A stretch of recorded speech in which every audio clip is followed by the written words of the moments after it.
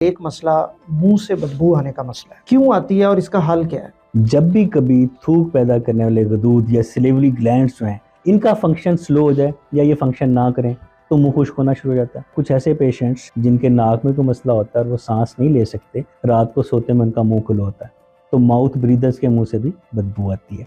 अच्छा, अक्सर लोग ये होता है कि जब वो ब्रश करते हैं तो मुंह से खून आना शुरू हो जाता है। अगर आपकी ब्रशिंग टेक्निक सही नहीं है, आप प्लाक जो दांतों पे बन रही है अब उसको साफ नहीं कर पा रहे हैं और वो प्लाक जम जम के टार्टर या कैलकुलस की शक्ल इख्तियार कर गया, तो दांतों से मसूड़े से खून आता है और मसूड़े से बू आने का बायस बनता है। डॉक्टर साहब, जो मैं समझता हूँ रोज़मर्रा ज़िंदगी में बड़े मसाइल हैं, उनमें से एक मसला मुंह से बदबू आने का मसला है। बड़े बड़े लोगों को ये मसला होता है, बज़ाहिर बड़े वेल ड्रेस्ड और खूबसूरत नज़र आते हैं, लेकिन मुंह से बदबू आती है। क्यों आती है और इसका हल क्या है? मुंह से बदबू आना एक मल्टी फैक्टोरियल एक एलिमेंट की एक इंसिडेंस है। हमारे मुंह में अल्लाह ताला ने गदूद रखे हैं जो कि थूक पैदा करते हैं। जब भी कभी थूक पैदा करने वाले गदूद या सिलेवरी ग्लैंड्स जो हैं इनका फंक्शन स्लो हो जाए या ये फंक्शन ना करें तो मुंह खुश्क होना शुरू हो जाता है, जिसको हम ड्राई माउथ कहते हैं और अपनी ज़ुबान में हम इसको ज़ीरोस्टोमिया कहते हैं। तो ज़ीरोस्टोमिया या ड्राई माउथ रिज़ल्ट है थूक ना बनने का। इसको हम हेलिटोसिस का नाम भी देते हैं। तो हेलिटोसिस, ज़ीरोस्टोमिया, ड्राई माउथ, ये तकरीबन एक ही चीज़ के मुख्तलिफ नाम है। इसकी वजह से मुंह में बदबू आती है। इसके अलावा कुछ ऐसे पेशेंट्स जिनके नाक में कोई मसला होता है और वो सांस नहीं ले सकते, रात को सोते में उनका मुंह खुला होता है, तो माउथ ब्रीदर्स के मुंह से भी बदबू आती है। और तीसरा ये था, कुछ दवाइयाँ ऐसी हैं, कोई सिस्टमिक डिजीज़ डायबिटीज़ में या ऑर्थोपेडिक्स में ऐसी हैं कि उनके साइड इफ़ेक्ट में मुंह की बदबू शामिल है। इसका हल ये है कि पानी का इंटेक बढ़ा दिया जाए, अपने मुंह को ज़्यादा से ज़्यादा गीला रखें। मुंह जितना वेट रहेगा उतनी आपके मुंह से बदबू कम आएगी। अगर आपके नाक का इशू है कि आपको सांस नहीं आता और मुंह खोलना पड़ता है, तो ये एंटी स्पेशलिस्ट से रुजू करें।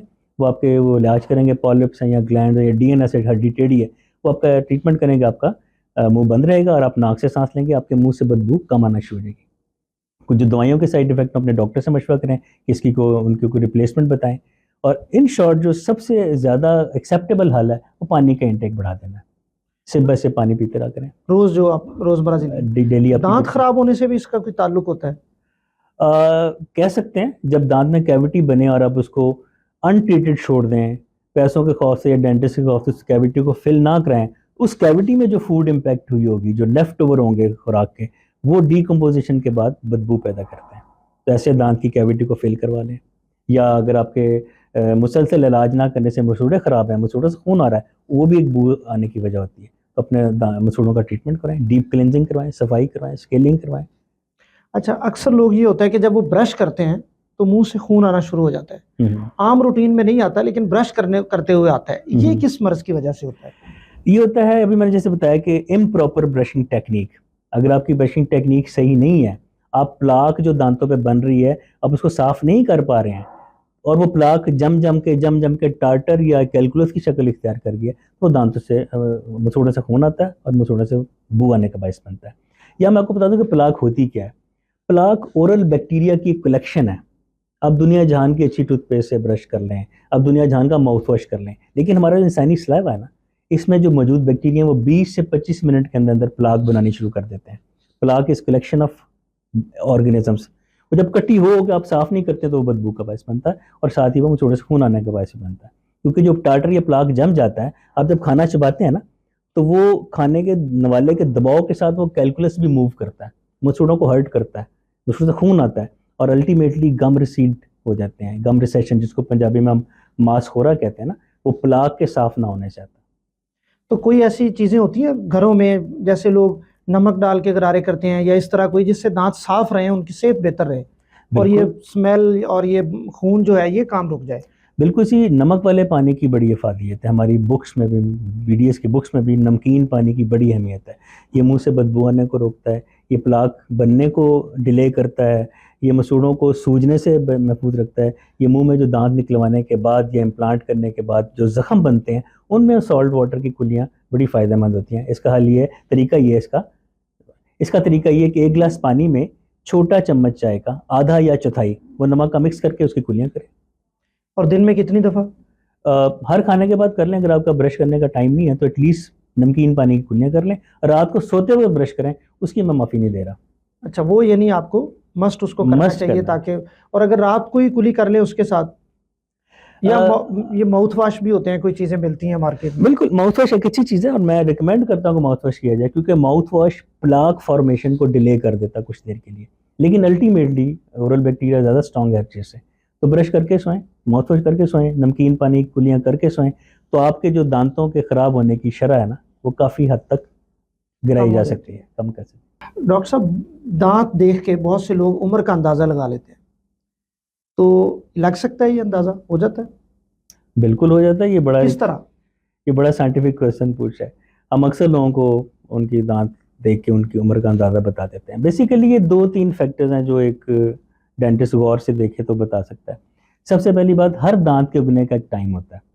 जैसे दूध के 20 दांत होते हैं और पक्के दांत 28 होते हैं।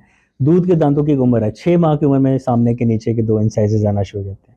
उसके बाद ऊपर के इंसाइजेस आते हैं, उसके बाद मोलर आता है पहला, फिर कैनाइन, प्री मोलर फर्स्ट और प्री मोलर सेकंड, ये आना शुरू होते हैं। तो कोई भी ऐसा पेशेंट हो, हम उसके मुंह में दांत देखते हैं, हम उसकी टेंटेटिव एज उसकी बता देते हैं +-2 के साथ। एक तरीका ये है। एक ये है कि हम उसका एक्सरे कर लेते हैं, ओपीजी ऑर्थोपेंटोग्राफ, या उसका जो टोमोग्राफी करते हैं, उसमें भी कुछ दांत हैं, कुछ नीचे आ रहे हैं, वो पता चल जाता है। तीसरा इसका जो सबसे ऑथेंटिक तरीका है, जो है करीब तरीन, मतलब नियरली एक्यूरेट, वो होता है कि दांत के ऊपर एक पोर्शन होता है जिसको सीमेंटम कहते हैं।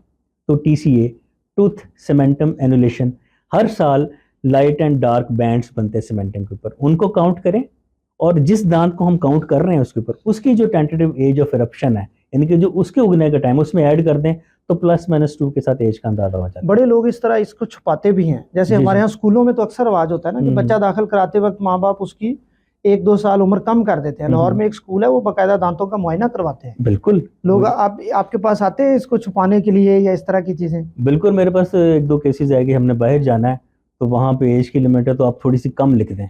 उन्होंने कहा जी आपने ये परफॉर्मा फिल करा के ले हैं डेंटिस्ट से, तो मैंने तो देखा तो एज वो नहीं थी, तो उन्होंने मुझे ऑफर की अच्छा। कि हम आपको एक्स्ट्रा पे कर देते हैं, आप हमारी मर्जी का बना दें। तो मैं वो ऐसा काम नहीं कर सका, मेरे अंदर से नहीं मेरी आवाज़ आई।